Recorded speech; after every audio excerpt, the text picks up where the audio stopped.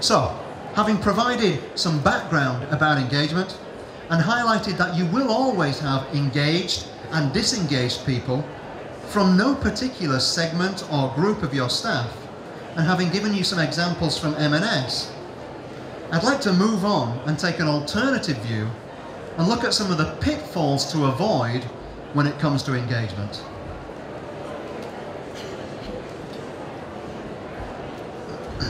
My first one here is ignoring the issue.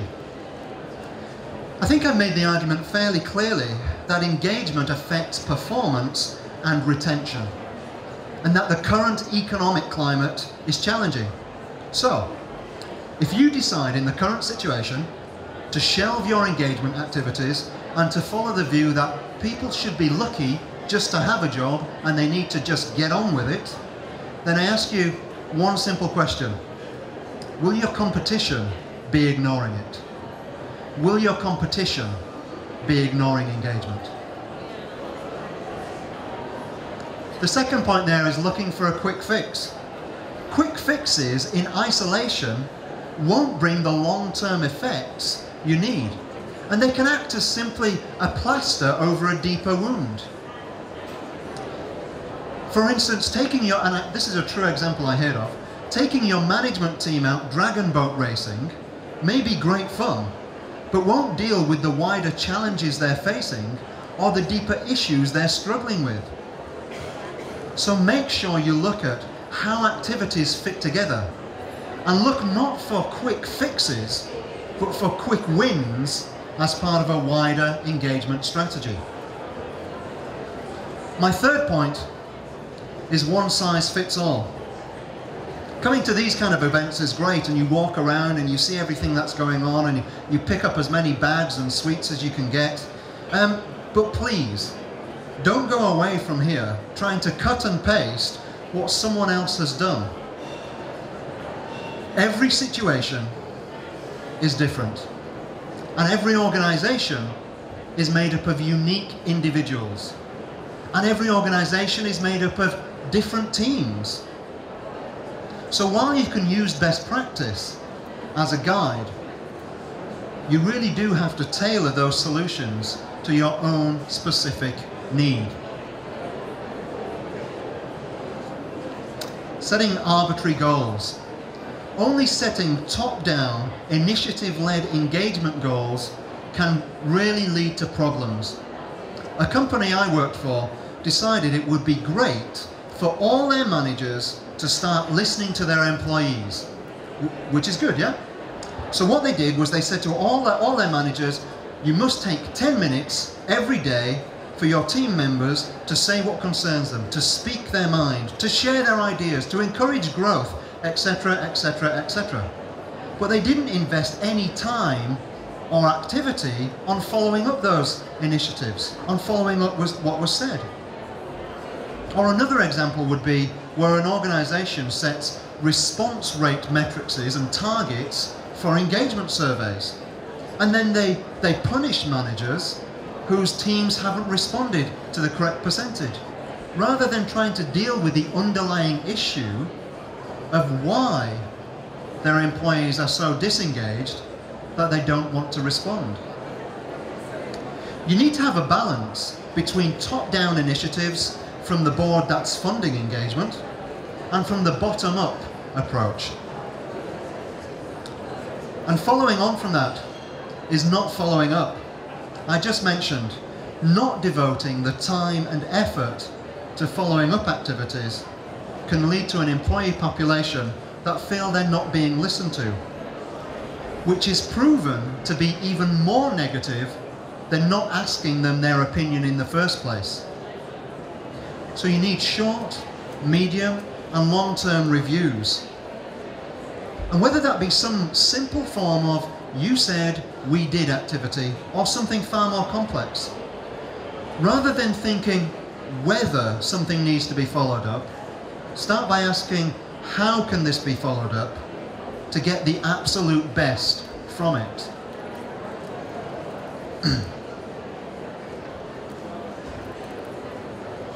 So that's some of the engagement pitfalls. And finally, I'd like to offer you some suggestions as to how you can try and impact the engagement of your staff within the current cost controls that most organizations are facing. So here are some of my top tips for low-cost, high-return engagement which will affect the discretionary effort and the intent to stay within your organization. And the first one, set concrete goals. I've just mentioned the danger of giving managers arbitrary goals, but that doesn't mean they don't need goals. I think you need to give people some real objectives based on the needs of your business.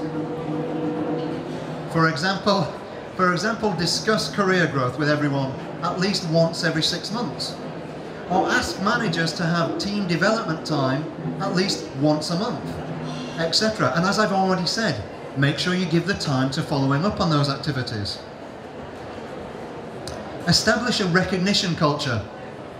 It doesn't matter which case study or survey you look at, one of the key, biggest, consistent drivers of engagement is recognition for what people have achieved. Obviously, there are hundreds of ways of recognizing people. And you're all smart, so I'm sure you've figured out that I'm talking about recognition rather than reward.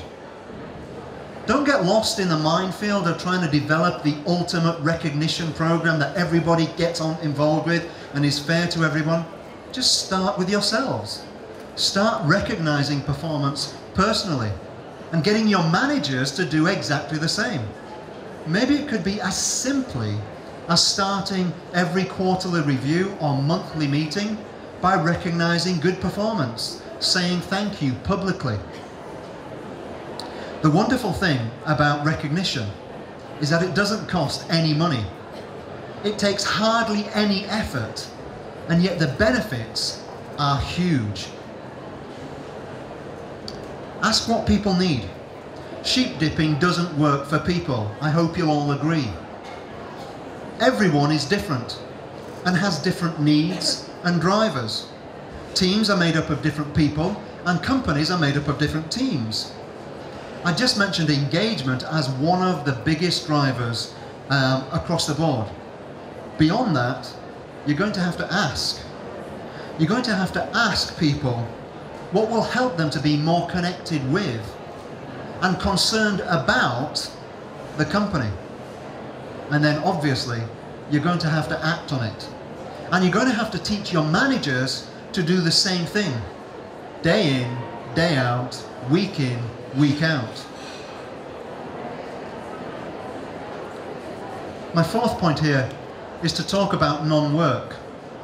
And I know this may seem strange to say, let's talk chit-chat.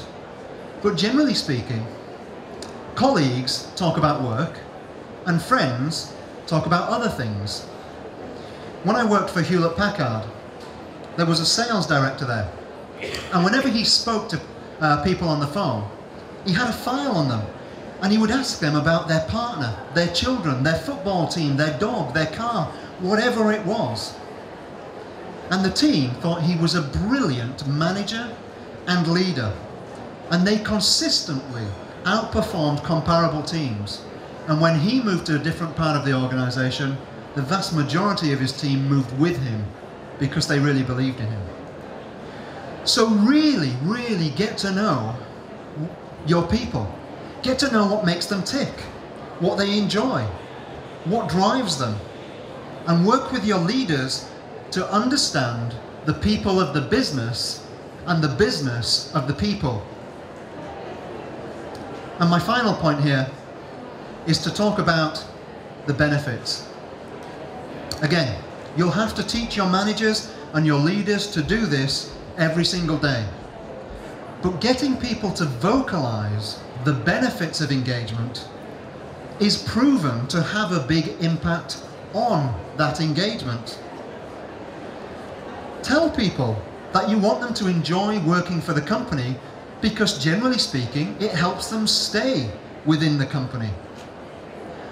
A colleague of mine used to work for a very large insurance organization. And every quarter, the chief exec would get together with the top 100 people in the business with the idea of helping them understand what was going on and building engagement and alignment to those initiatives. And so they would have an open question and answer where they could ask him any question and he would give them an honest answer. Now obviously that was entirely confidential. The top 100 didn't always agree with what he said, but they understood what his motivation was, which helped build buy-in to following those activities through. So you need to communicate often and in a variety of ways about the benefits of an engaged workforce. And pretty soon, that will help you end up with an engaged workforce. With a few minutes left, I'd just like to say we're coming to the end. So I hope you found this useful and you'll take away some confidence about the activities you're involved in. I know you'll try and avoid some of the engagement pitfalls, and you'll start to use some of the low-cost, high-return top tips I've mentioned. Finally, I would like to remind us all that when it comes to employee engagement, our role as HR professionals is to help the business, to help the employees, to help themselves, to sustain and grow their personal engagement experience.